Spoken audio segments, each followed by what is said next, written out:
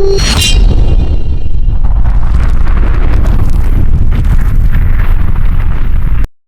Hunters, क्या हाल चाल है आप सभी के।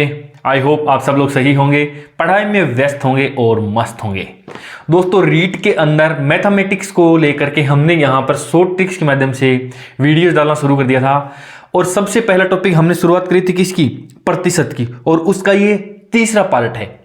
एक एक वीडियो के अंदर जो है हम लोग 20 मिनट के आसपास का वीडियो रखने वाले हैं। एक वीडियो के अंदर 2 या 3 कॉन्सेप्ट ही रखेंगे ताकि आप ज़्यादा बोरिंग भी नहीं हो और इधर उधर की बातें न करके सीधे पॉइंट टू पॉइंट, यानी एक टाइप का क्वेश्चन और उससे संबंधित 3-4 क्वेश्चन। ठीक है, तो लगभग एक क्लास के अंदर 10-12 जो है क्वेश्चन हो जाते हैं। टाइप के हिसाब से 2-3 टाइप के क्वेश्चन हो जाएंगे। आज का जो वीडियो है, तीसरा पार्ट है, इसके अंदर केवल और केवल मैं एक टाइप का क्वेश्चन करवाने वाला हूं। लेकिन वो टाइप जब आप देखोगे ना तो आपको लगेगा कि ये लाभ हानि के अंदर से है या आयत वाले के अंदर है ना, ज्योमेट्री के अंदर भी मिलेगा, परसेंटेज के अंदर भी मिलेगा। तो वो जो ये ट्रिक मैं बताने वाला हूं ना, इसके बाद में आप ये सारे के सारे क्वेश्चंस एक झटके में कर लोगे। 10 सेकंड से भी ज्यादा नहीं लगने वाले आपको, 10 सेकंड। और अदरवाइज आप उसको मेथड से जाओगे तो बहुत लंबा समय लग जाएगा। तो चलिए शुरुआत करते हैं इस शॉर्ट ट्रिक की। देखो क्वेश्चंस कौन से आते हैं परसेंटेज के अंदर, ये वाले क्वेश्चन।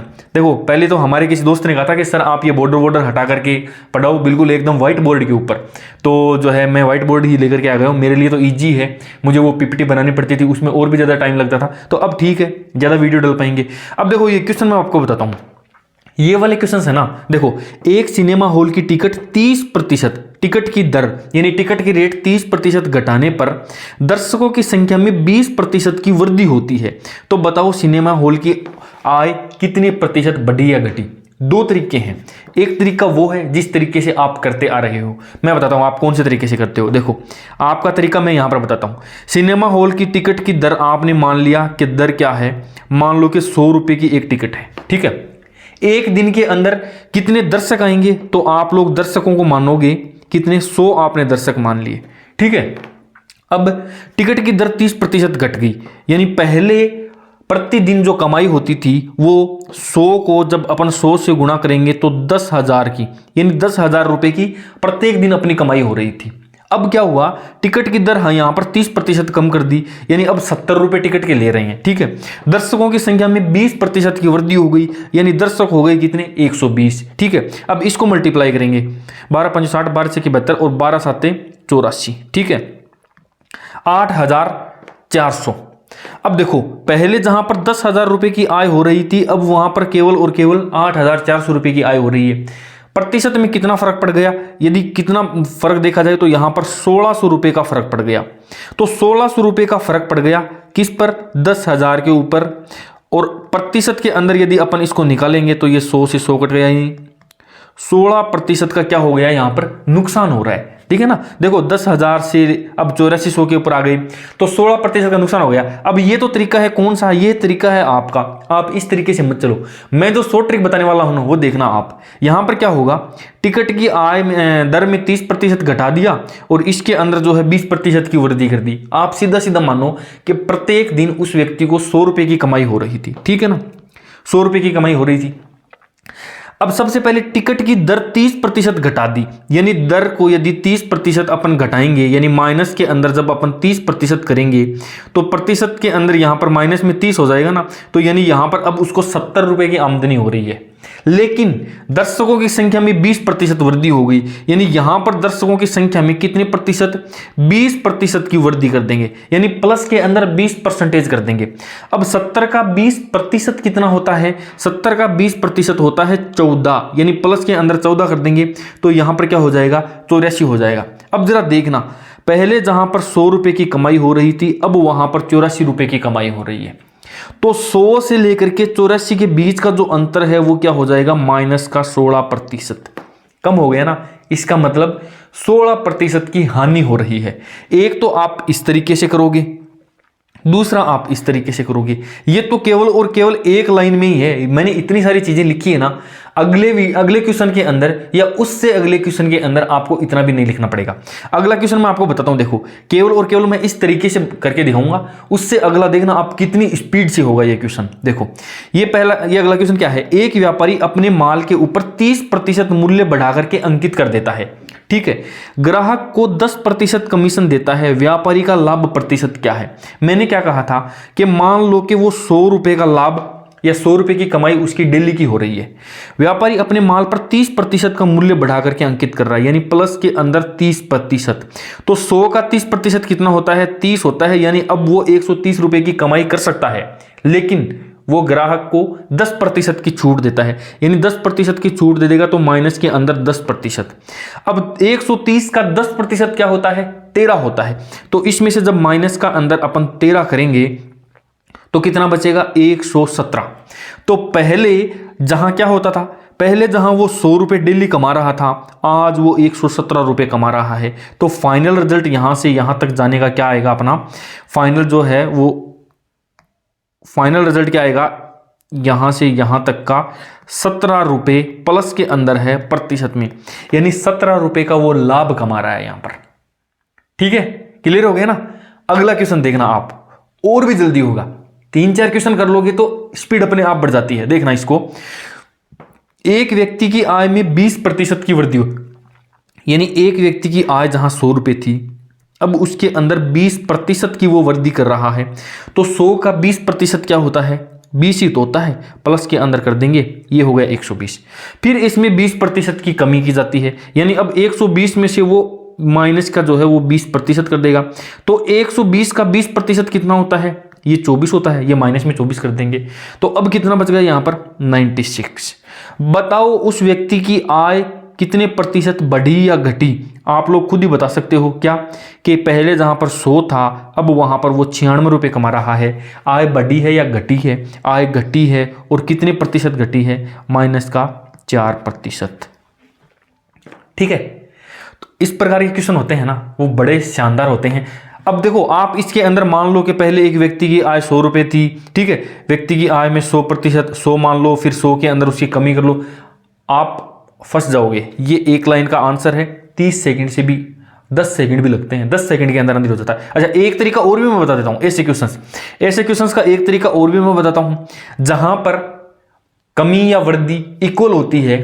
देखो मैंने बोल दिया कि आपकी आय को मैं 30% बढ़ा देता हूं, फिर मैं 30% घटा देता हूं। ऐसे हालातों में हमेशा ही नुकसान होता है आगे वाले का।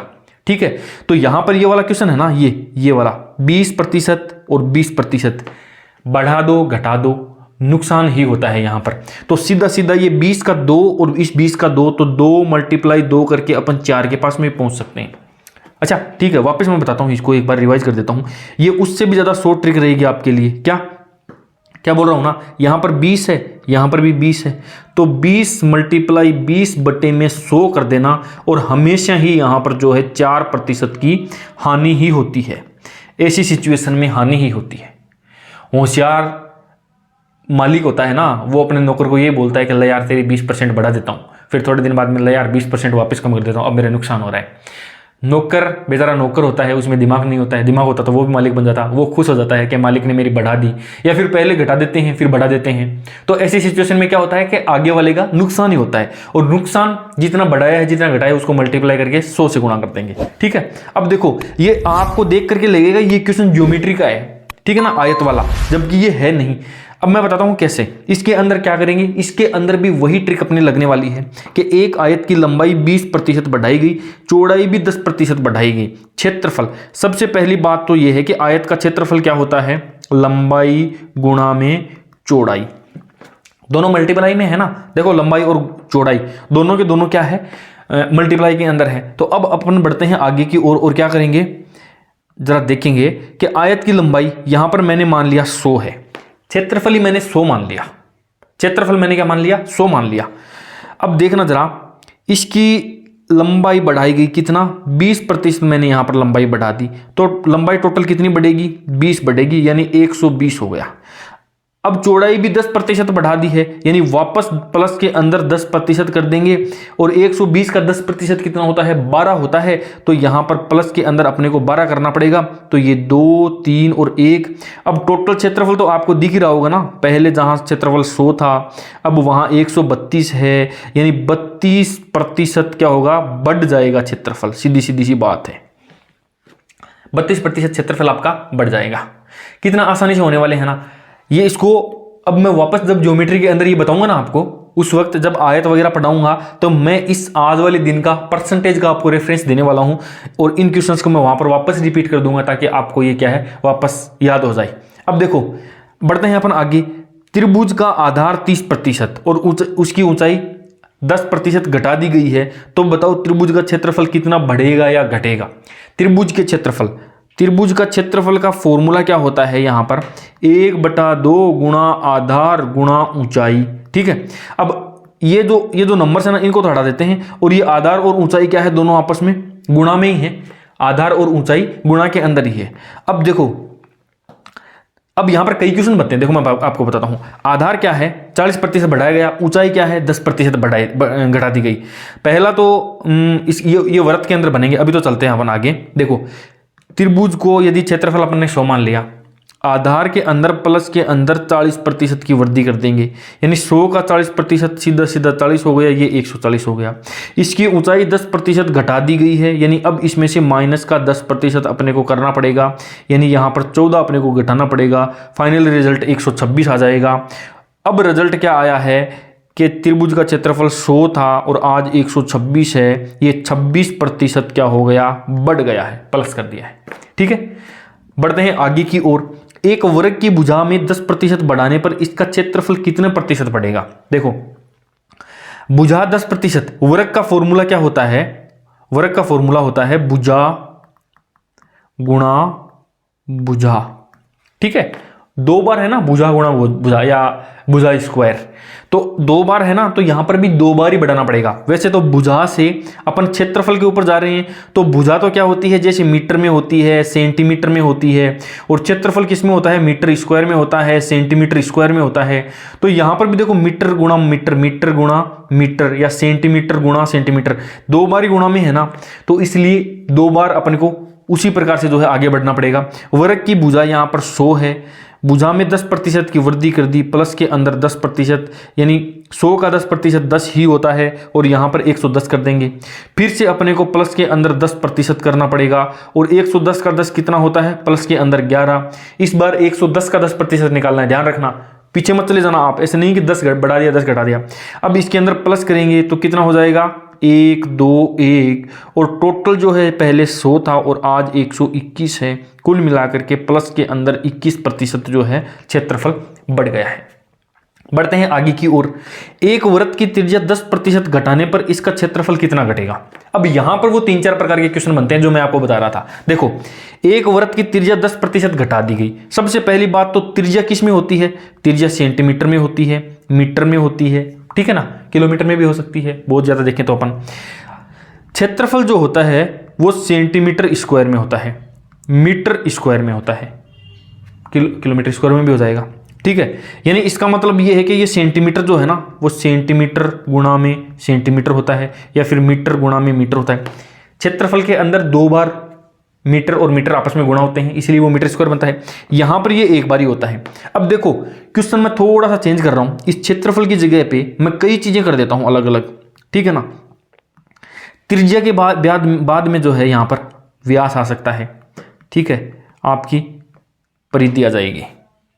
ध्यान रखना व्यास जो है ना, ये व्यास जो है ये भी सेंटीमीटर में ही होता है, परिधि जो होती है ये भी सेंटीमीटर में ही होती है, या मीटर में होती है, या मीटर में होती है। मैं आपको एक चीज बताना चाह रहा हूं, समझना जरा आप मेरी बात। यदि आपने त्रिज्या के अंदर 10% की वृद्धि कर दी गई है तो व्यास के अंदर भी 10% की वृद्धि ही होने वाली है, ध्यान रखेंगे आप।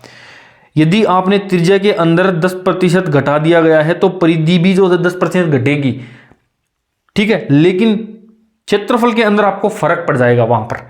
ये व्यास और परिधि है ना, क्योंकि ये सेंटीमीटर और मीटर में इसके जैसे के जैसे ही होते हैं। परिधि मान लो, परिधि भी एक तरीके की लंबाई ही होती है, व्यास भी जो है वो एक तरीके का लंबाई ही होता है। त्रिज्या भी एक तरीके की लंबाई ही होती है, लेकिन क्षेत्रफल जो होता है ना वो थोड़ा सा यूनिक होता है। वो इस प्रकार से सेंटीमीटर 2 बार इसके अंदर गुणा होता है। तो केवल और केवल क्षेत्रफल के लिए अपने को 2 बार आगे बढ़ना पड़ेगा। अगर यहां पर क्वेश्चन आ जाता है आपका कि एक वृत्त की त्रिज्या 10% घटाने पर उसका व्यास कितने प्रतिशत घटेगा, व्यास 10% ही घटेगा।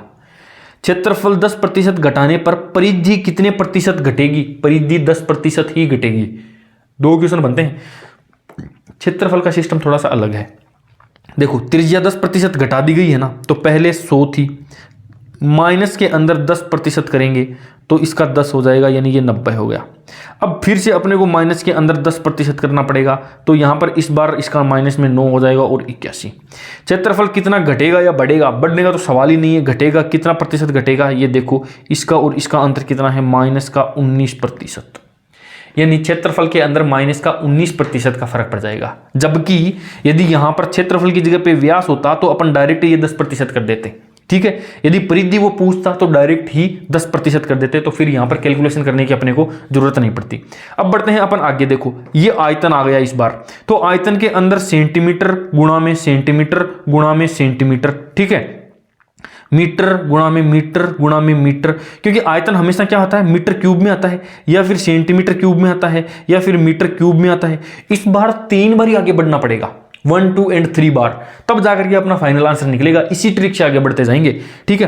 त्रिज्या 20% बढ़ा दी गई है, ऊंचाई 10% बढ़ा दी, तो यहां पर तो त्रिज्या और ऊंचाई 2 ही चीजें दे दी गई है, तो 3 बार कैसे बढ़ेंगे, 1 बार त्रिज्या या 2 बार ऊंचाई बढ़ाएंगे या 2 बार त्रिज्या बढ़ाएंगे।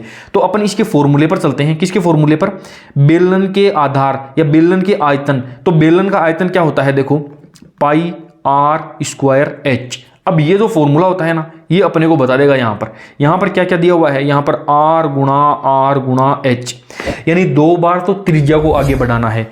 एक बेलन का आधार या उसका आयतन मान लो पहले 100 था, अब त्रिज्या कितनी बार है, 2 बार, तो त्रिज्या को 2 बार आगे बढ़ाएंगे, यानी 1 बार प्लस के अंदर 20% कर देंगे और फिर से प्लस के अंदर 20% कर देंगे।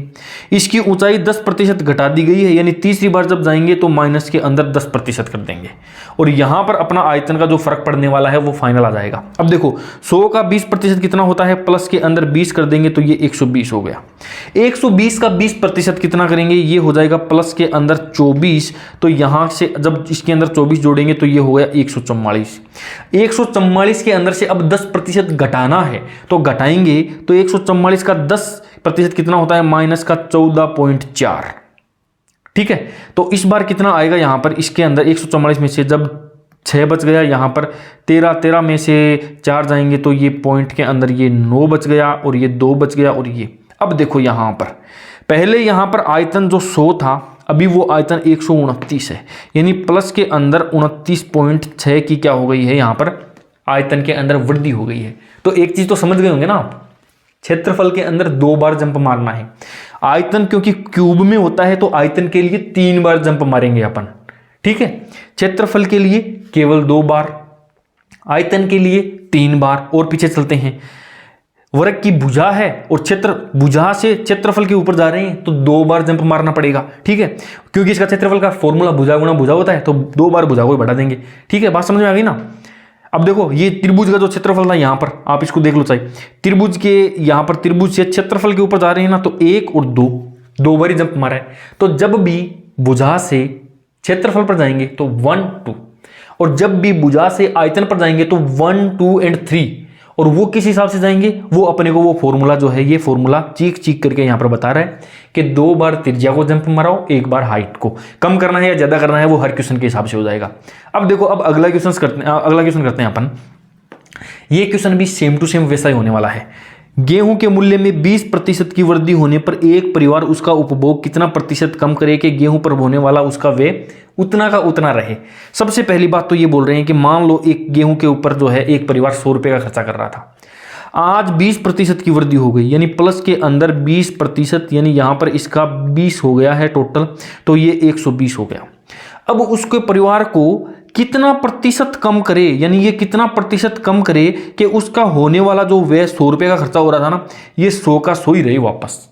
यानी अब इसमें से अपने को 20 घटाने पड़ेंगे, 20 और 20 घटाएंगे 120 का 20 जो है वो कितना प्रतिशत होता है, यानी 20 जो है वो 120 का गुणा के अंदर जब अपन शो करेंगे तो ये यहाँ से ये आ जाएगा, ये यहाँ से कटेगा 6 आ जाएगा। 60 के अंदर जब 100 के अंदर जो है, 1 मिनट रुकिए, 100 के अंदर जब 6 का भाग दे देंगे तो क्या आ जाएगा, 100 के अंदर जब 6 का भाग देंगे तो 6 एकम 6 और 4 और 40, 6 6 36, 2/3%, यानी इस बार माइनस करना पड़ेगा 16 सही 2/3%। इस बार पूछा क्या है वो भी तो देखो ना, इस बार ये वाला प्रतिशत पूछा है कि कितना प्रतिशत खर्चा कम करे कि उसका होने वाला खर्चा उतना ही हो जाए, यानी अपने को 20 माइनस करने पड़ेंगे। अब 20 माइनस करने पड़ेंगे तो यानी यहां पर कितना प्रतिशत माइनस करें, तो 120 का 16 सही 2/3% जब अपन कम करेंगे तो वो वापस उतना का उतना ही आ जाएगा। अब ये निकालना है ना, तो इसके बटे में ये वाला कर देंगे, 120 के ऊपर 20 कम करने हैं तो 20/120 गुणा में जो है 100 हो जाएगा, तो ये यहाँ पर ये आ जाएगा। यानी अब उनको कितना खर्चा कम करना पड़ेगा, माइनस का 16 सही 2/3% कम करना पड़ेगा। ठीक है दोस्तों, तो ये था एक ही ट्रिक से, सिंगल ट्रिक से कई टॉपिक्स को अपन ने टारगेट कर लिया है, यहाँ पर ज्योमेट्री को कर लिया। अगले क्वेश्चन पे चलते हैं। देखो इस क्वेश्चन का आंसर आप लोग बता देना मेरे को, अदरवाइज फिर अगले वीडियो के अंदर तो मैं इसका सॉल्यूशन करवा ही दूंगा। चावल के मूल्य में 25% की वृद्धि होने पर एक परिवार ने उसका उपभोग इस प्रकार कम कर दिया कि चावल पर होने वाला उसका व्यय यथावत रहा, यानी उसका खर्चा वैसा का वैसा रहा। यहां तक तो वैसा का वैसा ही हो रहा है जैसे पिछला क्वेश्चन कह रहा था मैंने। यदि मूल्य वृद्धि से पूर्व 8 केजी चावल का उपभोग था तो बताओ मूल्य वृद्धि के बाद में चावल का उपभोग कितने केजी है। अब वो कितने किलो चावल कम खा रहे हैं, देखो 25%। अब रेट बढ़ गए हैं ना, तो पैसे तो उनके पास में उतने ही हैं, चावल की मूल्य बढ़ गए हैं तो पैसे तो उनके पास में उतने के उतने ही हैं, यानी उनको अब चावल थोड़ा सा कम मिलेगा। तो वो कितना कम मिलेगा वो आपको बताना है। ये क्वेश्चन मैं छोड़ देता हूं आप लोगों के लिए, इसका राइट आंसर कमेंट के अंदर कर देना, अदरवाइज अगले वीडियो के अंदर मैं इसका सोल्यूशन आपको पहले ही करवा दूंगा। वीडियो कैसा लगा कमेंट करके जरूर बताना। वीडियो को लाइक तो आप लोग ने जरूर ही कर दिया होगा, पहली बार चैनल के ऊपर विजिट कर रहे हैं तो चैनल को सब्सक्राइब भी कर लें, अपने दोस्तों के साथ में शेयर भी कर देना। बाकी मिलते हैं किसी नए वीडियो में किसी नई ट्रिक के साथ, तब तक के लिए बाय बाय, टेक केयर।